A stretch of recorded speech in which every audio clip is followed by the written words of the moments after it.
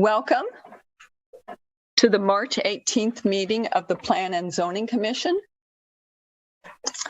I'll read the rules and procedures. The Plan and Zoning Commission is generally an advisory body to the City Council. The City Council will hold a public hearing and make the final decision on all matters before the Commission, other than site plans and subdivision plats, unless denials or conditional approvals thereof are appealed. Please contact the City Clerk or Community Development Department staff at 515-689-9485 for details on council hearings. Applicant will be given 10 minutes to present the request. If applicants wish to share materials not already submitted with the application, please email them to planning@dmgov.org so a staff host may be able to share them on the screen when you present. Proponents and then opponents from the public are then allowed to speak in that order, with each speaker allowed a maximum of 5 minutes. Staff has attempted to compile a list of people who would like to speak on each item. Staff will first call on these people and then we'll open it up to anyone else who wishes to speak. To request to speak during the hearing, please use the raise hand function on Zoom webinar via the internet or dial *9 on your phone. Once permission to speak is given, to unmute and mute, dial *6 on your phone. You will be required to give your name and address for the record prior to speaking. Also, we ask that you keep your microphones and phones on mute unless you've been given the chance to address the commission by the chair. Applicant is then allowed 5 minutes for a rebuttal if any opponent spoke. All comments are to be germane to the item under consideration, and speakers are to maintain a courteous manner. The hearing will then be closed and the commission will discuss and vote on the issue. Items listed on the consent portion of the agenda will not be individually discussed and will be considered for approval in accordance with the recommendation in the staff report, unless an individual present or member of the commission requests that the item be removed from the consent agenda and considered separately under the public hearing agenda. The City of Des Moines is pleased to provide accommodations to individuals or groups with disabilities and encourages participation in city government. Please know that typical accommodations may be limited by emergency requirements as issued by the state of Iowa and the City of Des Moines. And so, Tyler, I think we're ready for a roll call. Okay. Abby Chungus? Here. Johnny Alcivar? Here. Emily Webb? Here. Dory Briles? Here. Jan Freed? Here. Kayla Berkson? Here. Steve Wallace? Here. Carolyn Jennison? Here. Francis Bogus? Here. Greg Jones? Here. And I believe we do have a quorum with 10 people present right now. Thank you, Tyler. Yep. Is there a motion to approve the minutes from the meeting from March 4th of 2021? Motion to approve from Francis Bogus. Thank you, Francis.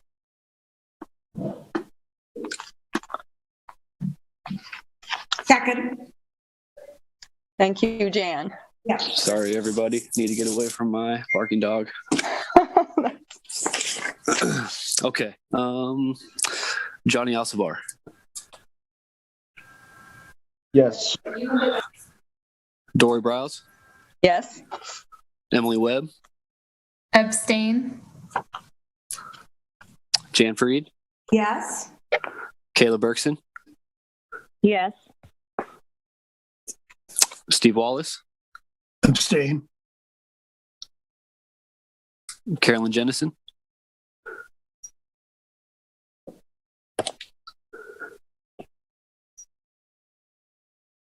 Carolyn?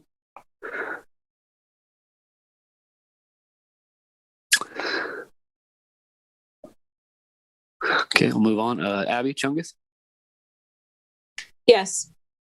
Greg Jones. Yes. Okay. And Carolyn, are you with us?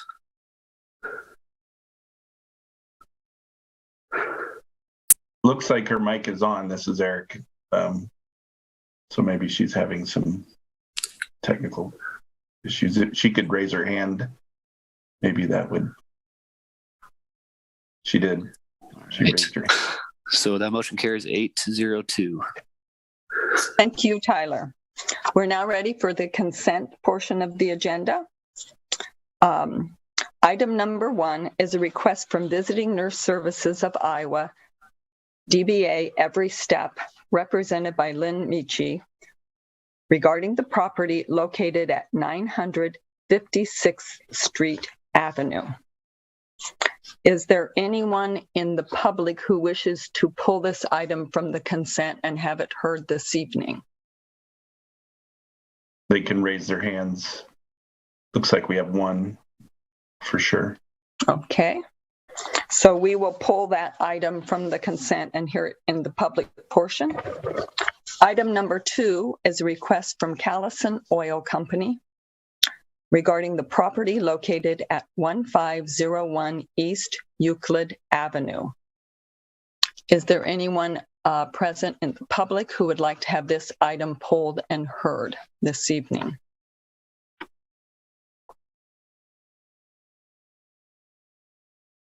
Is there anyone on the commission who would like to have that item pulled? If not, item number 2 will remain on consent.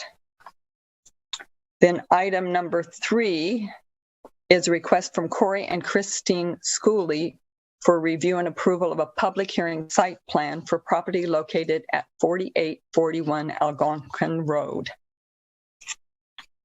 And I believe there is a written request to continue this item to the April 1st meeting.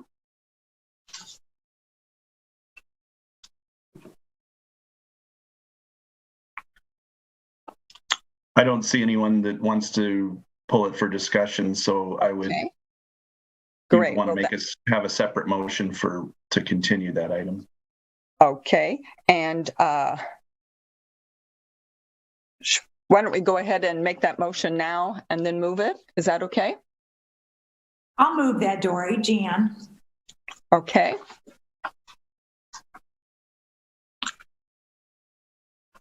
And if there's no further discussion, we have a vote. Okay. Johnny Elsevar. Yes. Dory Briles. Yes. Emily Webb. Yes. Jan Freed. Yes. Kayla Berkson. Yes. Steve Wallace. Yes. Carolyn Jennison.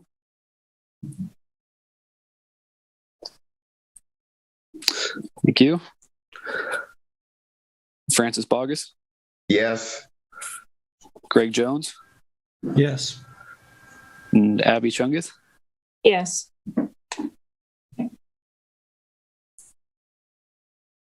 That motion carries 10-0. Thank you, Tyler. Yep. So Then we, Dory, I'm sorry, Yes. This is Mike Ludwig. So that was continuance to the April 1st meeting, correct? correct, yes. All right, thank you very much. Thank you, Mike. So now I believe there was another item, item 5, that could possibly be moved to consent this evening. That was a request from Hernandez Holdings, LLC, represented by Don Hernandez, regarding the property located at 1440 and 1444 Capitol Avenue. If there is there anyone in the audience who would like to have this item heard this evening?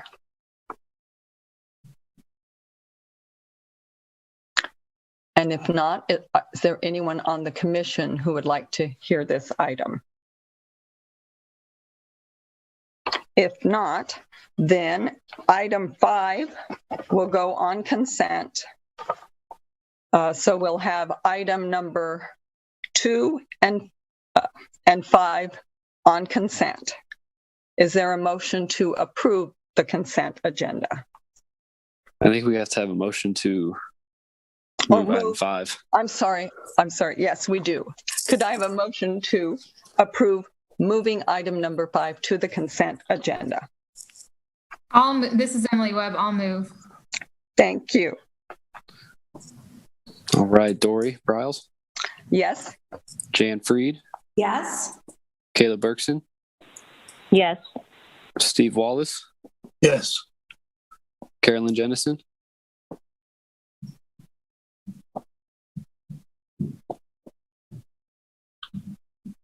she's still having some technical issues.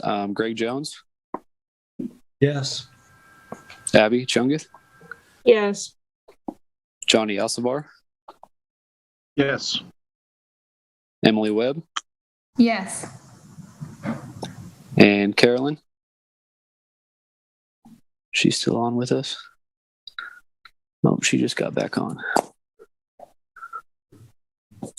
Well, we'll go ahead and abstain her from this vote since it looks like she dropped off for a second. So we'll go ahead and say motion carries 9-0-1. Thank you. So now we will vote on approval of the consent agenda. This includes item number 2 and item number 5. Is there a motion? I'll move, Dory. Jan? Thank you.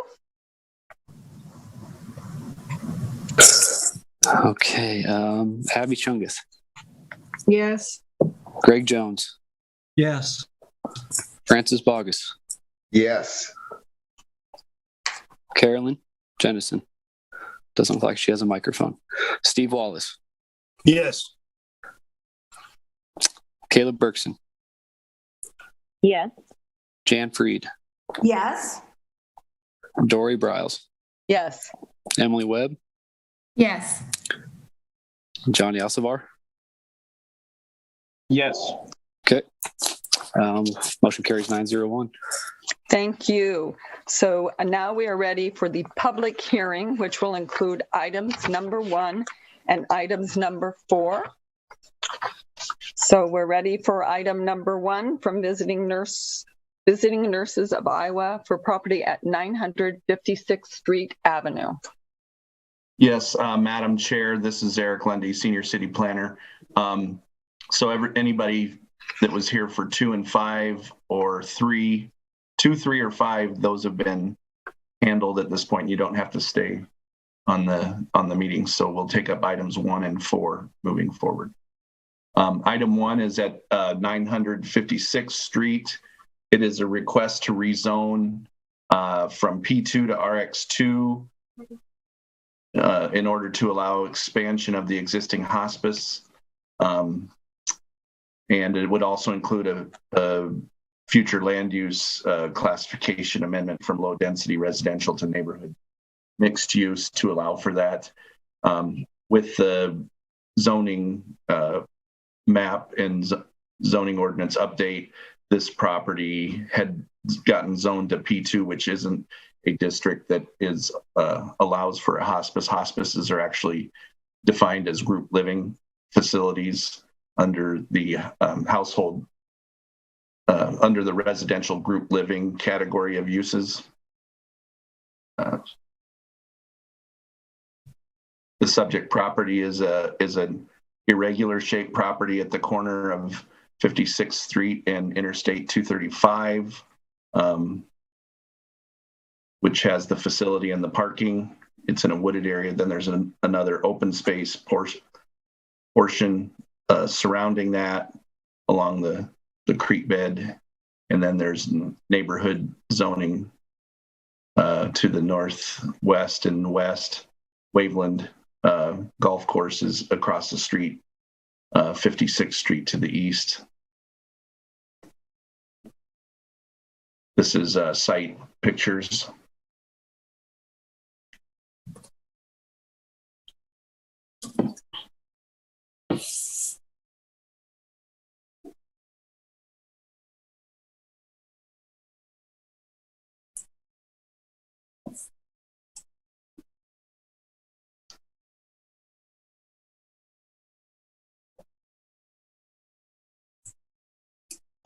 When staff looked at this, this hospice has been established and gradually developed under the previous code, which treated hospices as a special permitted use. So they were actually allowed in any district other than the floodway district with regard to allowing that use by the Board of Adjustment. Under the new code, they're just defined as a part of the assisted living definition. So they are considered permitted uses in certain districts, the P2 not being one of those. Staff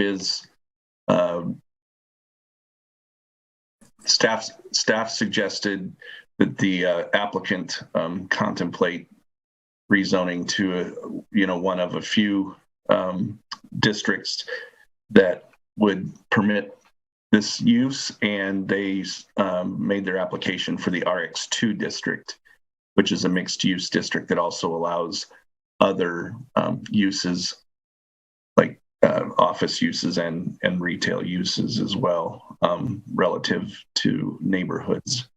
They're different from the MX mixed use districts in that those are meant for more busy corridors, higher volume corridors. RX1 and RX2 are intended for proximity to neighborhoods. Staff does believe that the requested rezoning would not be found in conformance with the low density residential designation. However, we would recommend approval of an amendment to the Plan DSM to allow the future land use classification to go from low density residential to neighborhood mixed use. And then staff does recommend approval of the request to rezone, subject to well, there's no recommended conditions at this time. We did hear concern from at least one neighbor regarding the potential of what this could develop in the future with the RX2 zoning. So if we want to get into discussion on that, we had a card from that individual, and I believe they're on here to speak, and they're the individual that asked to pull this from the agenda. But we didn't receive anything at the time that we created the graphics from the notification. The one card that we got today is from this property here.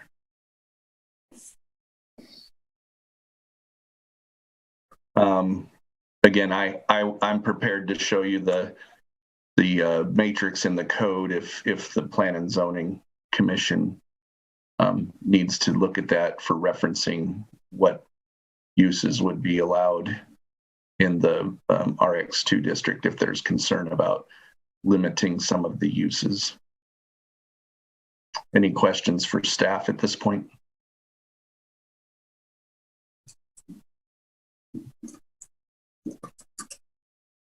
I do know the representatives of the applicant are present as well, so they can raise their hands if they want to speak.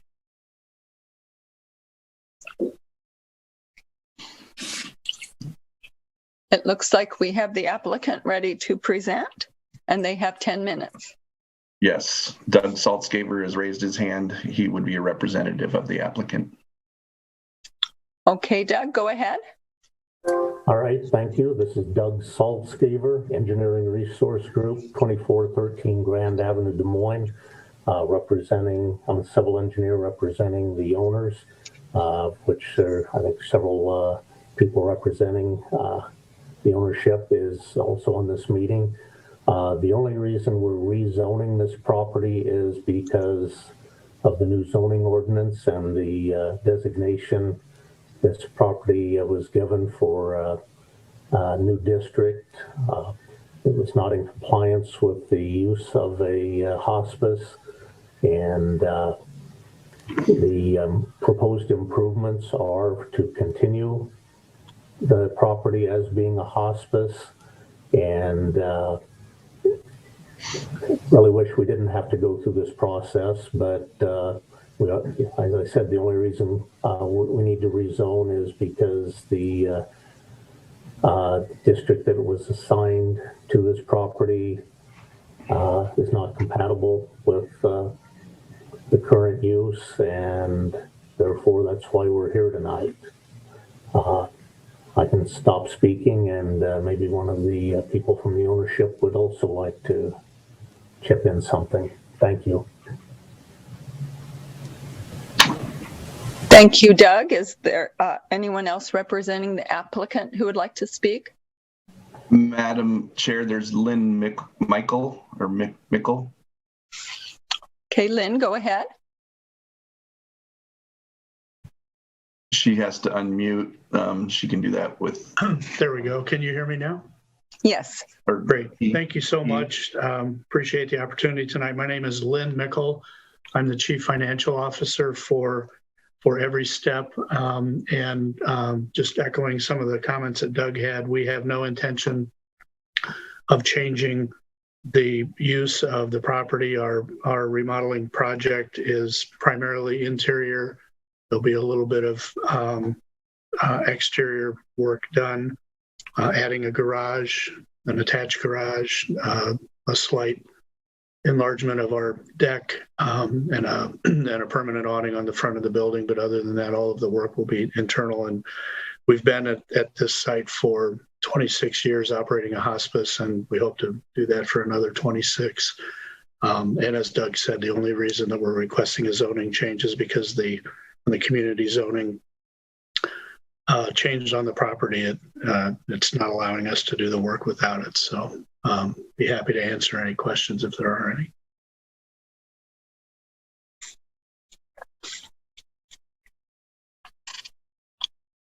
If there are no questions at this time, are there any other speakers who wish to speak in support of this request? I don't see any hands up. Any questions, Commissioner, for the applicant at this point?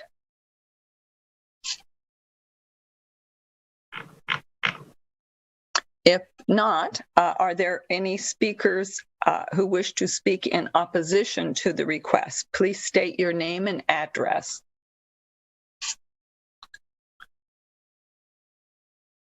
And I see one person ready. Jennifer Ebert Schwartz. Hello, I am one of the neighbors. I live at 951 58th Street. And my question is, why an RX2? To me, I mean, I don't know why you need to rezone to do the work. It's pretty minimal. So I'm having a hard time understanding why you need to do an RX2. Why not an RX1? Why not leave it as a P1? I don't see what you're doing is very invasive at all. I mean, I've seen the plans. My worry isn't about what you're trying to do today. It's what could happen in the future. So if that gets rezoned as an RX2, what happens to the neighborhood? Do we now all of a sudden have an opportunity for a large scale building that doesn't fit in, that causes more traffic and noise and everything that we don't want? We lose control over that. So I can't see why we would need to go to an RX2. Someone can explain that knows more.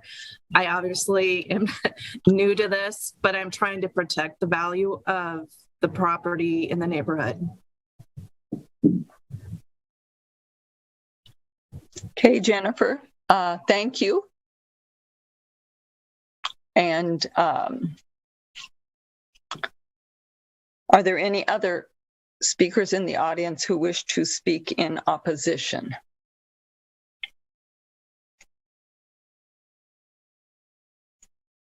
Or anyone else who wishes to speak to the request? Not seeing any other hands, Madam Chair. Okay, thank you. The applicant would get a rebuttal. Yes. And hopefully answer that question.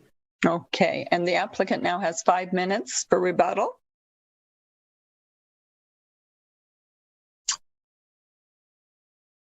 Yes, Doug Saltzgaver, Engineering Resource Group again. Are you hearing me? Yes. All right, thank you. Again, it's not our choice that we have to rezone. This is something that is not our doing. To answer our neighbor's question, we would just assume not have to rezone and continue on with improvements under the current zoning, but those are not allowed, and the city does not allow us to do that. So that's the reason we're rezoning. There's a number of options that we could have rezoned to. I assume that probably each and every one of them could have potential uses that neighbors might not agree to, but there is a significant city-owned green space between this property and any other private property. I think the neighbor speaking earlier, their house is over 500 feet away from the current structure here. We're not going to do anything with the trees outside of our property. We can't. We don't have that authority. And this is actually a pretty small piece of real estate to try to redevelop. There's not much you could put on there because there's very limited space for parking. Sort of try to alleviate concerns. I really don't know what could be built here that would be any more intrusive than what this building is. Try to put a lot of people in there for office space. It just wouldn't work. There's just not the land available to park all the vehicles required.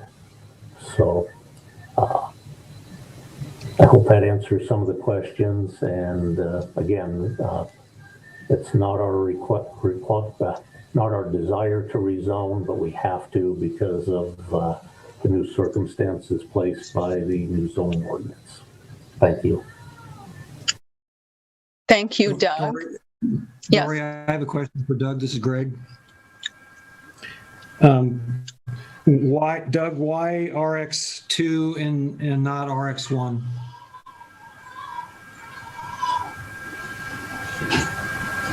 I really don't know if I have a good response to that. I think we were told several different options by staff. We looked at them and we picked RX2.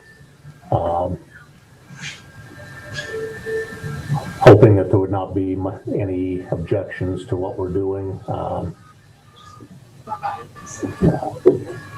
It just seemed to fit some of the rationale we were looking at. Maybe Eric can speak more to that regarding the building type and some other criteria. I know I had a number of conversations with staff on different options. I apologize. I'm still trying to learn the new zoning ordinance, so I'm not as up to speed on it and can think on my feet as quick as I should be with that.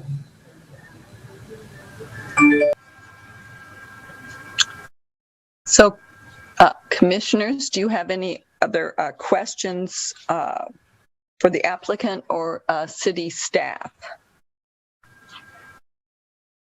So Dory, this is Greg again. So I'd ask Eric, what's the difference between RX2 and RX1? Thank you, Greg.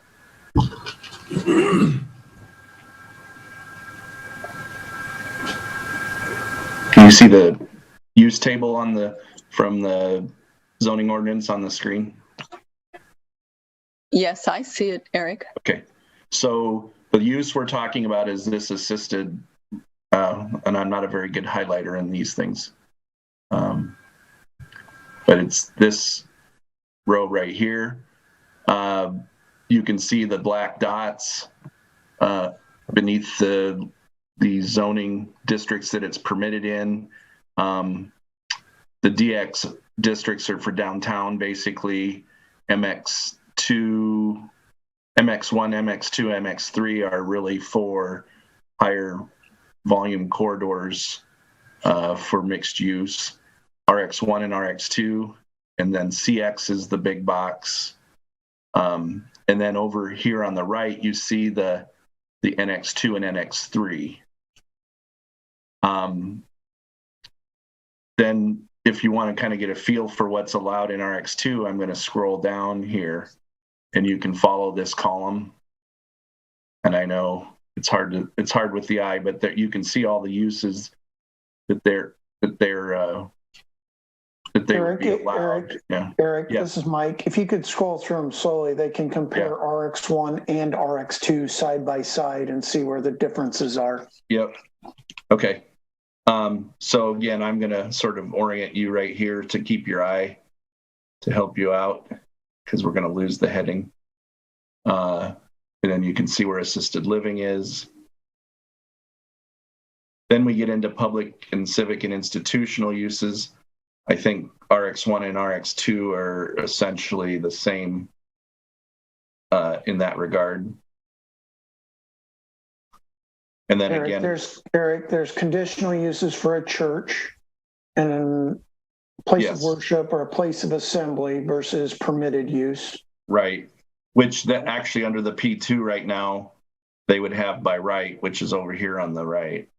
Mm-hmm. And then moving down further into the commercial categories, utilities. So again, here is RX1 and RX2. Very similar there. Then you'll start to see some departure with some of the uses in the higher volume assembly uses. Broadcasting recording studio is not allowed in RX1. Consumer maintenance and repair, commercial service, and then down here RX1, neither RX1 or RX2 allow bars. They do allow restaurants. They would allow banks. RX1 would actually allow a funeral or mortuary service. RX2 would not. That's one little nuance that makes them a little different there. And then moving further into the commercial categories, again, RX1 and RX2 here at the top. Standalone surface parking and parking structures wouldn't be allowed in RX1, but could be allowed in RX2. Limited retail is allowed in both. And then that's really it for the remaining uses when it comes to RX1 and then community urban gardening. The other conditional uses for alcoholic liquor, wine, and beer pertain to those assembly uses that would be allowed, but doesn't really apply to anything else there. And then now I'm going to switch over to the building table to give you a feel. So RX1 and RX2 are very similar on the building types that are allowed.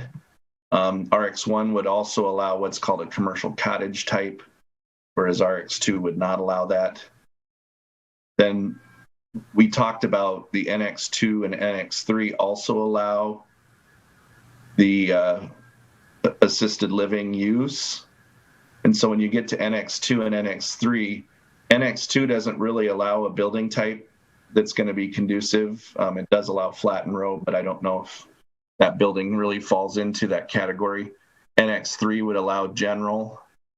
However, when you do allow the general building type in NX3, it actually calls for it to be a minimum of 3 stories. And I don't think that scale is necessarily intended for this area as well, either from the building form side. So that's the difference here. Now, if there's uses that the commission is concerned about that are allowed in RX2 or RX1, the commission could allow RX2 or RX1 with this request. They could also limit the uses by saying like only assisted living and uses allowed in, in the P2 or something of that nature, or that they would have in common. Or you could, call out any that you don't believe are appropriate for this location if you were compelled to approve the rezoning to RX1 or RX2 or RX1. You could certainly limit uses that don't seem appropriate, and if the owner agreed to those conditions, then the city council could approve that conditional zoning. And so I guess I don't really have a feel for whether the owner would be open to limiting the uses in the RX2 that they requested or not. So that would be something that you would want to ask the applicant if you were considering that. Is there anything else anybody wants to say? Yeah. This is Mike Ludwig again. Also, so it would be whether or not they would agree to any reduction in uses in RX2 or a reduction or a going to a lesser intense RX district such as RX1. Correct? Yes. Okay, and even limiting those potentially. Correct. Thank you. Is there anything else that, I know this is a busy matrix to look at, so if there's something that the commission wants me to, focus in on, I'm more than happy to do that.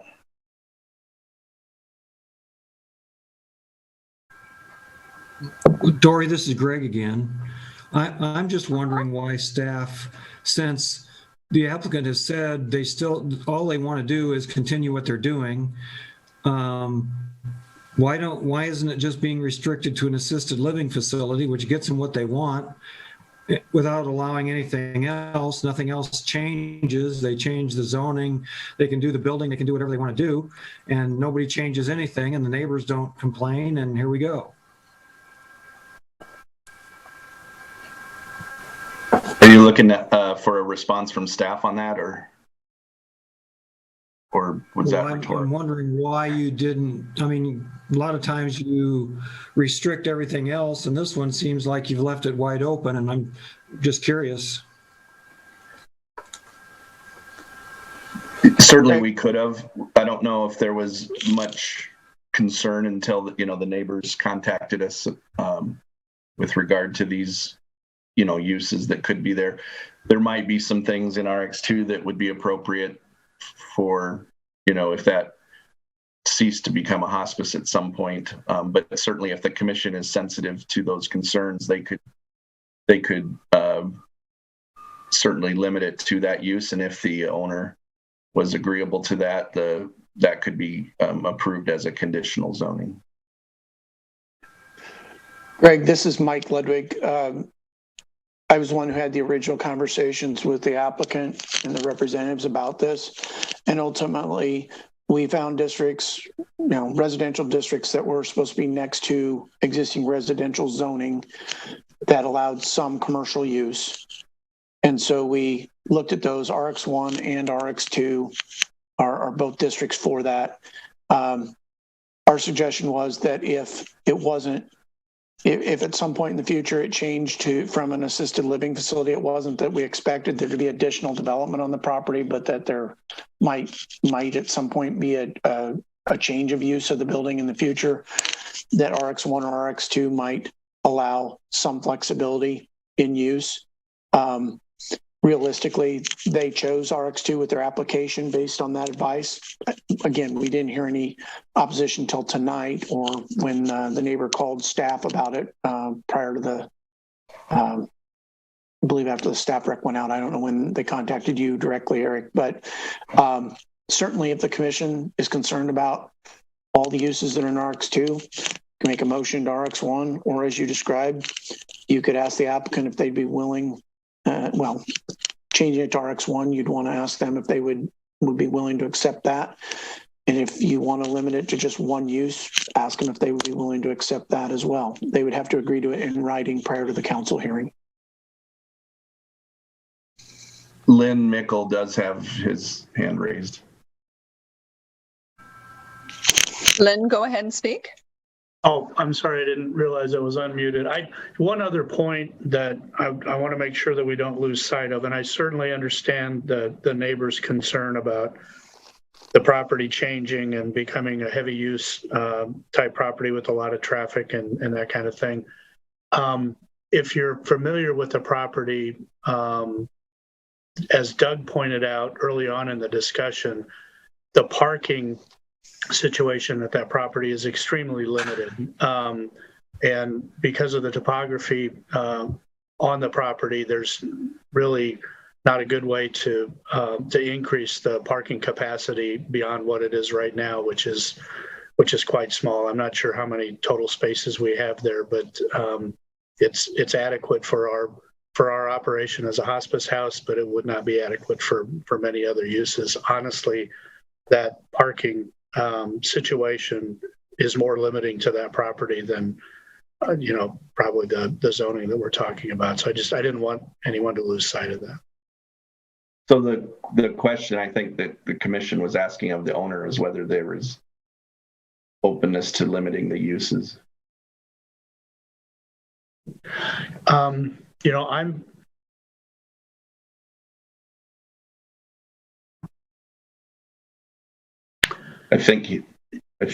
muted there for a minute. Sorry. I've got to say that I am definitely not an expert in the zoning ordinances.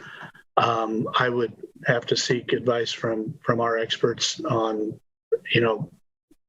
going from an RX2 to another zoning or even limiting the use of the property. I'm not quite sure what that would do.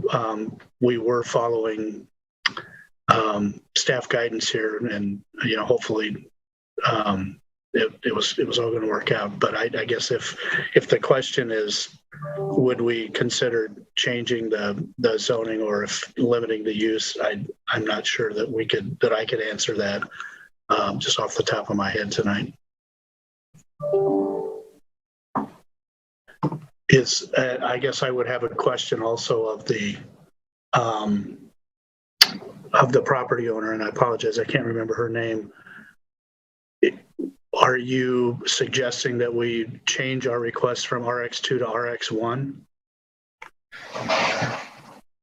This is Eric, Senior City Planner. So as Mike had indicated, the options, the commission could approve RX2 as you've requested it. They could approve RX2 with a limited set of uses, even as restrictive as a assisted living, hospice only.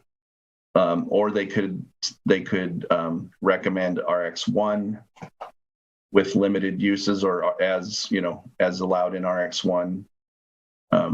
So they would have that range to recommend to the city council within whatever they determine. But I think what you need to understand is that the owner of the property has to agree to any conditions before approval of the zoning.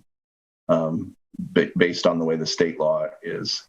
So That's why I think they want to know if the owner has any reservation about limiting the use from what RX2 allows. Sure. Just looking over my notes while we've been talking here, I think a change from RX2 to RX1 would work for us. If the question would be more limiting than that, I really think that our group would have to huddle to make sure that we really understand what that would be. Lynn, this is Michael Ludwig again, Deputy Director of Development Services. So, and for the Commission's benefit, a recommendation of going RX2 to RX1 is not something that would require a zoning acceptance. That could just be a recommendation. The only thing that would require written consent of the owner would be because RX1 is a less intense zoning district, that the commission can clearly recommend a different zoning district. But if you want to limit specific uses in either zoning district, that requires consent of the owner. So I just wanted to point out, ultimately it's the council's decision on what to zone it. Sure. But the planning commission can make their recommendation to a different zoning district, a less intense zoning district, if they think that's appropriate. But any limitation of specific uses would require consent of the owner. Thank you. Thank you.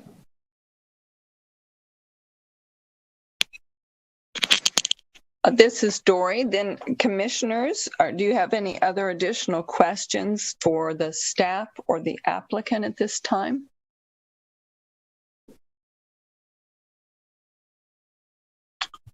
If not, we will close the public hearing for the commission to deliberate. So what are your thoughts at this point?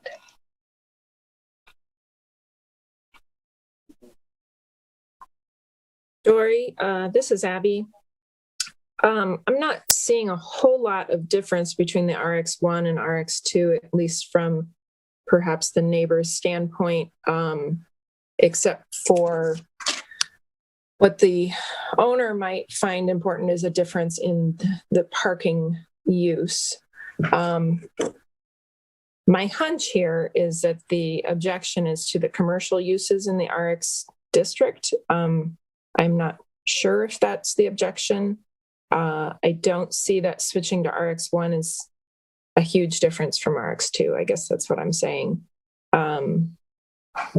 I would be curious as if the owner would be willing, and I realize we can't get that answer tonight, but to do an RX2 without commercial uses, or if that's possible.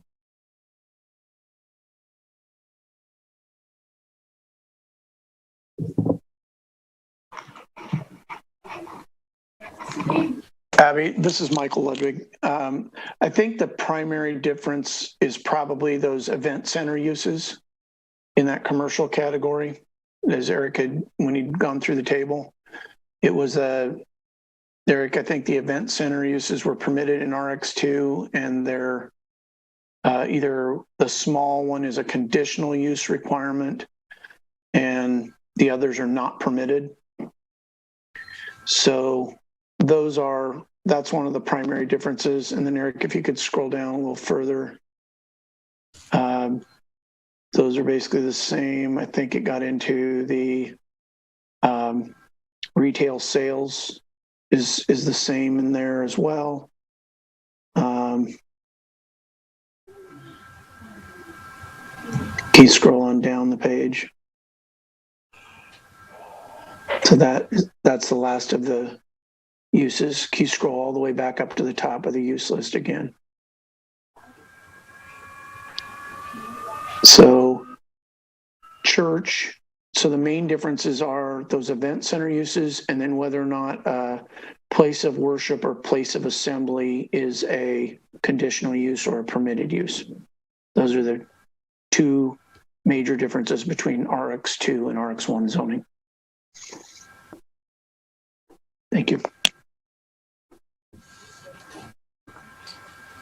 This is Francis Boggess. I'm familiar with the facility because I've actually been there several times. It's really unrealistic to think it'd be used for anything else because of limited parking and the access to the interstate there.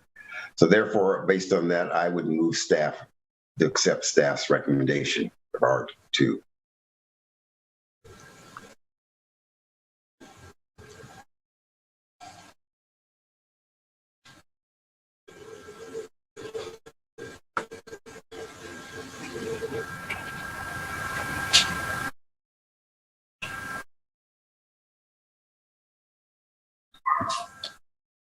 You ready to vote on that?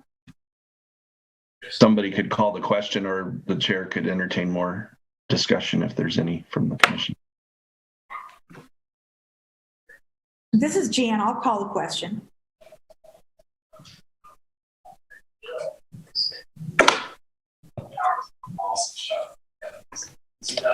Tyler. Okay. Greg Jones? No.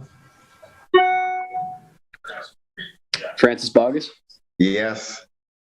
Carolyn Jennison?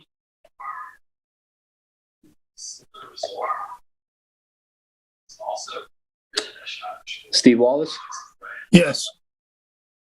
Kayla Bergson, Yes. Jan Freed, Yes. Dory Browse, Yes. Emily Webb, Yes. Johnny Alcivar, Yes. Abby Chungeth, No. and Carolyn. Are you with us?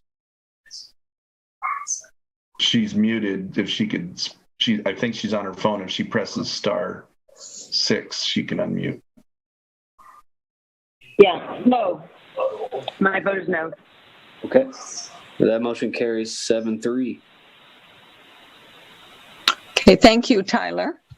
We're now ready for item number 4, which is request from 7600 Southwest 22nd Street, represented by David W. Welch, for review and approval of a PUD final development plan, Airport Crossroads condos, for property located at 7600 Southwest 22nd Street.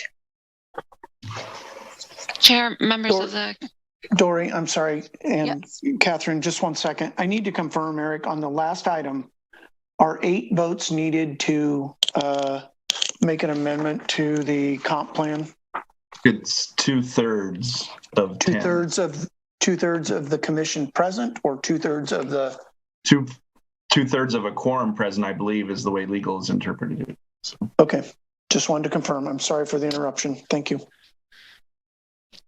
Chair, members of the... Oh, sorry. Okay, Catherine's ready. Thank you, Catherine.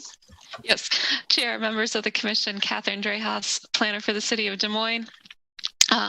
As mentioned, the property is located down on Southwest 22nd Street, so that would put it a little bit west of Fleur Drive, which is just off the right side of the map here, and about 3/4 of a mile south of Army Post Road. So we're getting pretty far south in Des Moines here.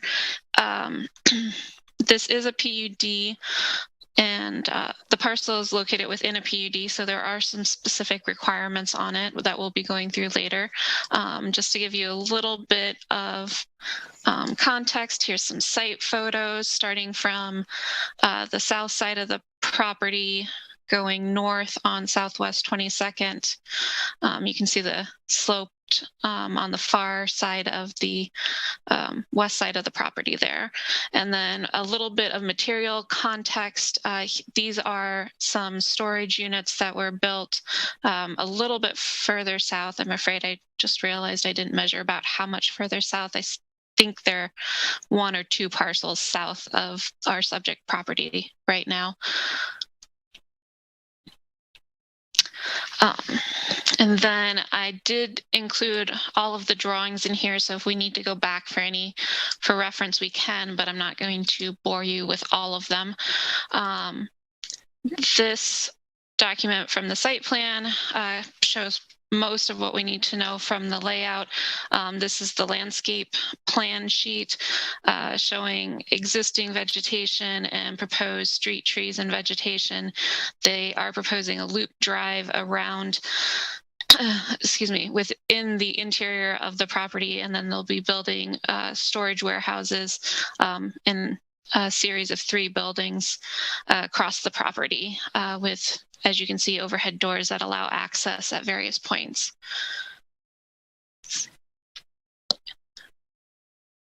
Of the 3 different buildings, we do have elevations for all 3.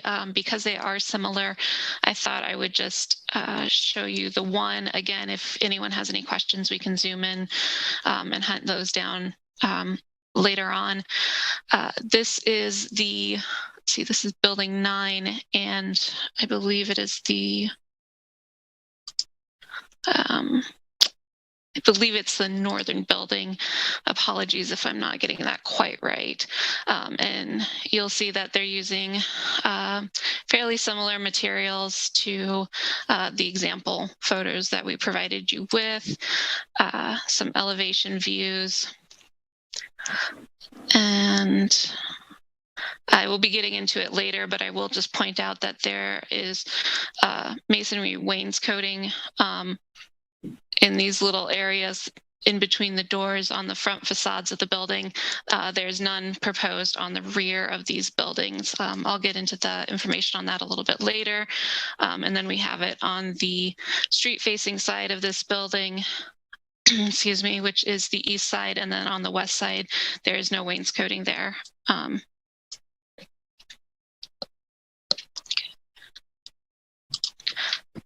now I'm going to have to zoom in again. So this is a PUD amendment, so they are subject to those requirements. And then we are looking at a number of different things. When we did our analysis, part of what is required is a sidewalk, a public sidewalk along Southwest 22nd as part of the PUD requirements, which was specified that it should go in on both sides of Southwest 22nd Street. I'll note that the PUD was approved by City Council in 2001. In the intervening time, there was a caveat that if a 10-foot wide trail was constructed on the east side of Southwest 22nd Street, this negated the requirement for the west side sidewalk on Southwest 22nd Street, but in the intervening 20 years, the trail on the east side has been constructed, but due to current development expectations, Traffic and Transportation Division has requested that the sidewalk be constructed in the adjoining right-of-way. In this case, the applicant is looking for a waiver of that sidewalk. And then, as I mentioned, we are, as staff, we do believe as staff that the wainscot we always like to see that on front facades and street-facing facades, but we have found under our evaluation that we feel that it would be visible. The south side of the southern building and the north side of the northern building are highly visible to the public right away. So we would be looking for that masonry wainscoting to be included on those buildings. And as I noted earlier, those are currently not proposed. The site plan also indicates that there's chain link fence, and specifications were not given. The PUD does require any chain link fence to have a coating that is dark in color. And then given the conditions of the property, staff is also recommending that additional overstory trees be provided along the west edge of the property and the parking lot to provide shade. That would normally be provided by parking lot planter islands. We feel that just providing the shade trees along the west side of that parking lot is sufficient and those do not need to be in a parking lot island structure. The applicant has expressed an interest in pursuing the tax abatement program, and so in your staff packet, your staff recommendation packet, we included the following standards that would be applicable in the case of if they chose to pursue utilization of that program. We can come back to those if needed. And then we are recommending approval of this proposed PUD final development plan with a number of different conditions, and that would include the public sidewalk along Southwest 22nd Street, the masonry wainscoting on the north, east, and south facades of all 3 buildings, compliance with the metal siding and roofing with our general standards for durability of materials, and then review and approval of the design and materials for all fencing by the PUD administrator, provision of 2 additional overstory trees along the west edge of the paved area of the parcel, and then compliance with all administrative review requirements to the satisfaction of the PUD administrator. At this time, and then the consent map. We did not receive any signed communication back from our notification process. We did receive an email from adjacent property owner saying that they are in support. Unfortunately, as it was not signed, it did not have a signature on it. We were not able to put that on the map, but we are showing it here so that you can see that communication. At this time, I would be happy to do my best to answer any of your questions that you might have for staff.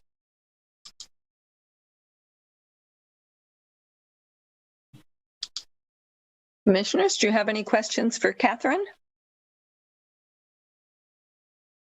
If not at this time, could we hear from the applicant? We have a Daniel Southwick who has raised his hand, and I've unmuted him. So it looks like he just needs to unmute himself to speak. Thank you, Catherine. Daniel Southwick with Bishop Engineering, 3501 104th Street, Urbandale, Iowa. Yeah, we've done the site design for this. I think we're okay with most of those staff recommendations. The main one we would like to discuss is the public sidewalk. As you mentioned, the PUD does not require it if there's the 10-foot on the east side. And the development to the south does not have it. So yeah, we would be requesting just that it be waived as you'd be dead ending a sidewalk.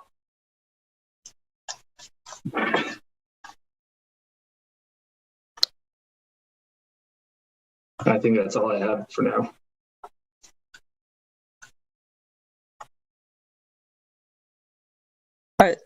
Are there any other individuals who wish to speak in support of this request? There's a Carol Maher.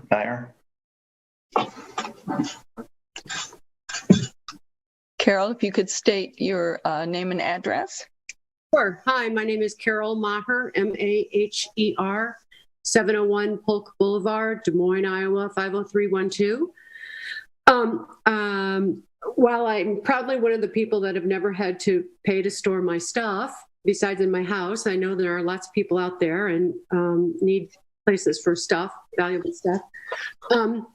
It's great to hear that there's a 10-foot trail across the street, which I'm assuming accommodates great bike access to your facility, although it doesn't show on the Google map as a bike route.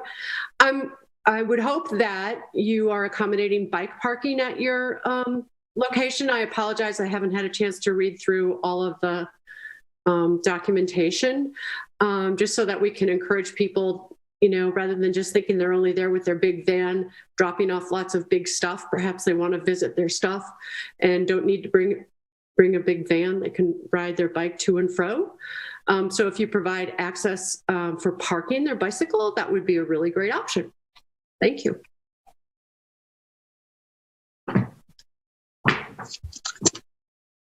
Madam Chair, there's a Chris Davis that's raised his hand. Okay, Chris, please state your address. He has to unmute. There we go. Yeah, Chris Davis, 32145 Old Portland Road with Kingdom Development, the construction manager representing the owner. I'd like to touch base on 3 items. One, the wainscot. We apologize for not having updated plans on that. Our current plan had been where it's not showing stone, was to do a black wainscot metal panel across that bottom. So that would be more aesthetically pleasing in that area versus stone. Item number 2 would be the chain link fence. And we are planning to do a 6-foot black vinyl fence. And obviously we'll supply the specs on that. And then the ornamental aluminum black fencing with 2 gates on the front of the site. And then the last item would be the metal siding and exposed fasteners. So as part of the pre-app meeting, I believe we talked about the PUD items and the design standards from 2007. But the picture of the existing storage facility is a good representation of having exposed fasteners, because it does, but you cannot see those in the picture. And that's what we would like to use is color matched exposed fasteners on this building, as well as a 29 gauge steel that I know on the pane it has a 40-year warranty. I'm still not clear on the metal itself yet.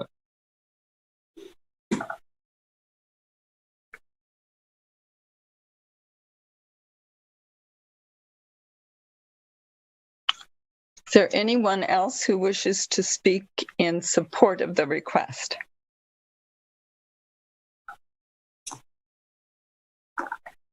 Is this another hand that's raised, or?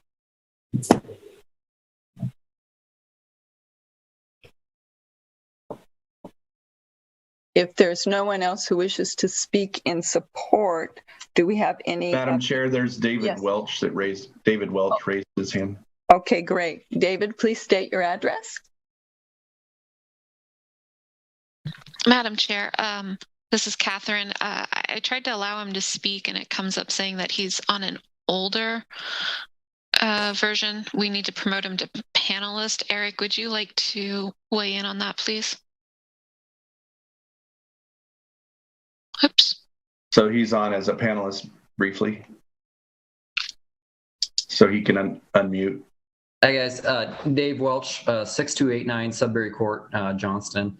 Obviously, I'm one of the builders there, and looking at that sidewalk, if you go back to the photo of the storage, that storage unit is, there's a vacant lot from where we're proposing building to that, and that picture that you're looking at right there is the east boundary of that property.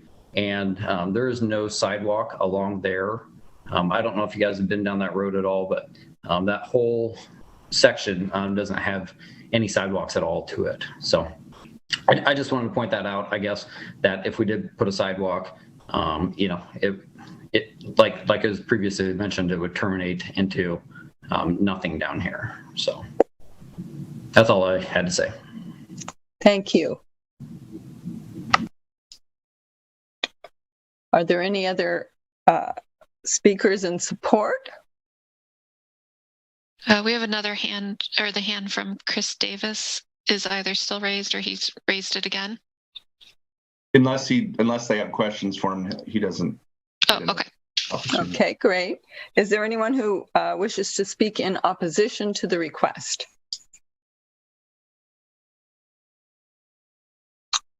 I don't see any hands.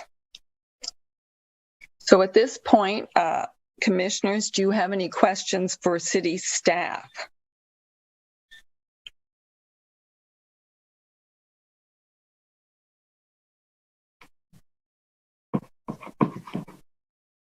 Dory, this is Greg. I do. Okay, go ahead. So one of the applicants said something about using a dark metal instead of masonry on the bottom for wainscoting. Will that meet the staff's requirements? I may ask Eric to weigh in on that, if he recalls if that would be a sufficient material. So the requirements of the PUD allow for metal that's considered a durable material. Staff's recommended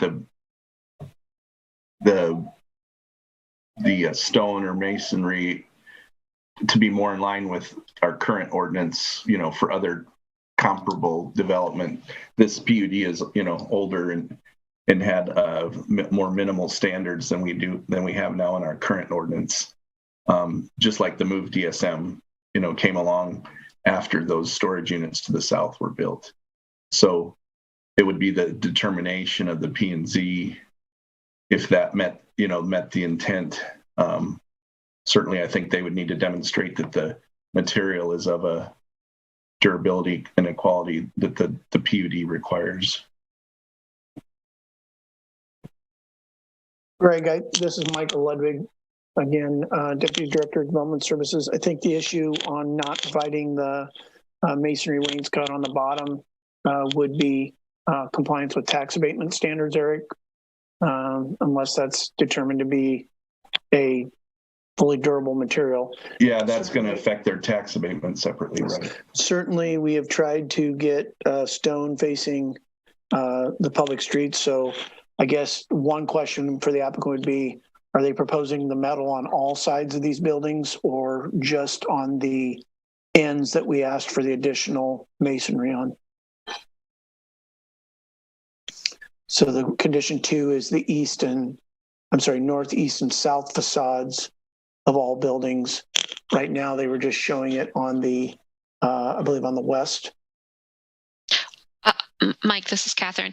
They're proposing it on the street-facing side, so it would be the east facades as well as the front facades of each of the buildings. Okay.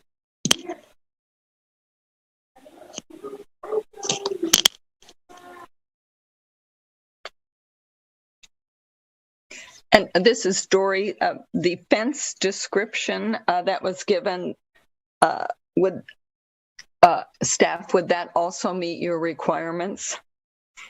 The thick 6-foot black vinyl and the ornamental black gates? My understanding, this is Catherine, is that it would. I would ask Mike or Eric to confirm that as well. Their preference, this is Eric, their preference is to allow the chain link around the backside with vinyl coating, and the ornamental on the street presence.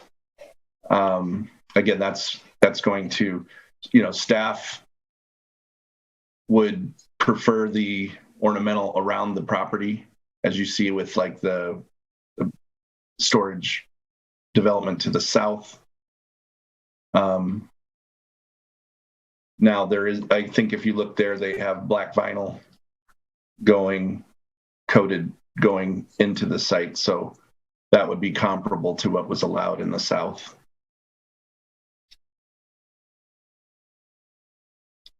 And it's certainly within what's allowed in the PUD.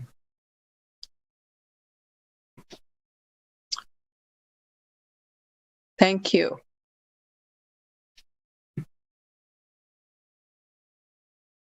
Commissioners, or any other thoughts or questions? Madam Chair, this is Johnny Alcivar. I have a question for staff. How would our recommendation today affect the tax abatement standards if the applicant so wishes to apply for those abatements? I'm going to defer that question to Eric. Yeah, this is Eric. As Mike had pointed out, they may be putting themselves at risk of getting tax abatement if they don't do the masonry material at the base, which is one of the standards in the tax abatement. So I'm not sure if that's important to them or not, but that would be something that would jeopardize them. And as the thickness of the metal would also come into play there, I believe that the 22 is the threshold that we generally look at when we say it meets the durability test for tax abatement.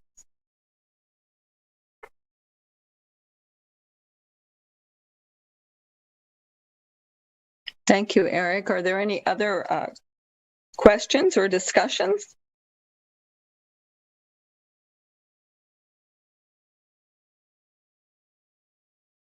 If not, does anyone wish to entertain a motion at this point?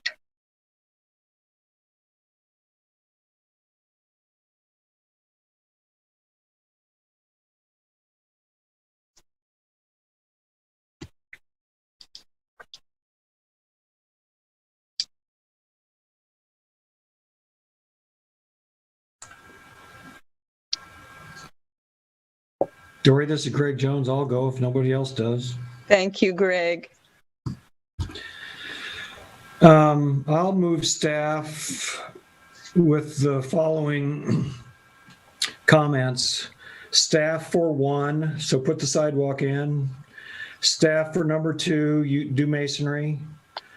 On item 3, I think we should stick to 22 gauge for A, B, C. On D, I'm okay with the exposed fasteners as long as they're color keyed.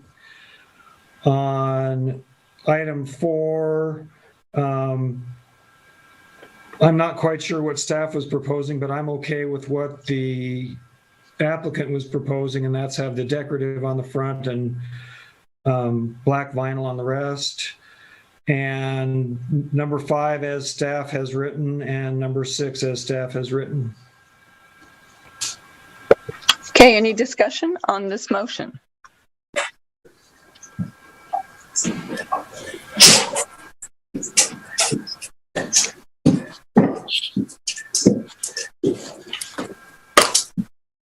And Greg, I just want to make sure you did agree they should provide a public sidewalk.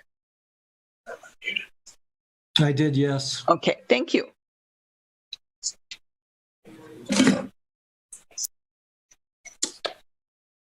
All right, Johnny Alcivar, Yes. Emily Webb, Yes. Dory Briles, Yes. Jan Freed, Yes. Kayla Bergson, Yes. Steve Wallace, Yes. Carolyn Jennison,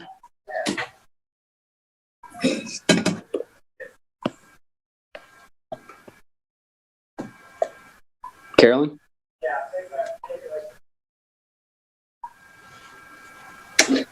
all right, I'll move on. Francis Bogus, Yes. Greg Jones, Yes. Abby Chungath, Yes. and Carolyn. All right. Carolyn needs to unmute. Yeah, she's raising her hand. So, Okay. All right. That motion carries 10-0. Thank you, Tyler. Madam Chair, this is a PUD development plan, so that does go to City Council as well. So we would expect that they would receive the Commission's recommendation at their April 5th meeting, and that they would set a hearing for April 19th. Great. Thank you, Eric, very much. Well, that concludes our public hearing items. Do we have any reports or comments for the group?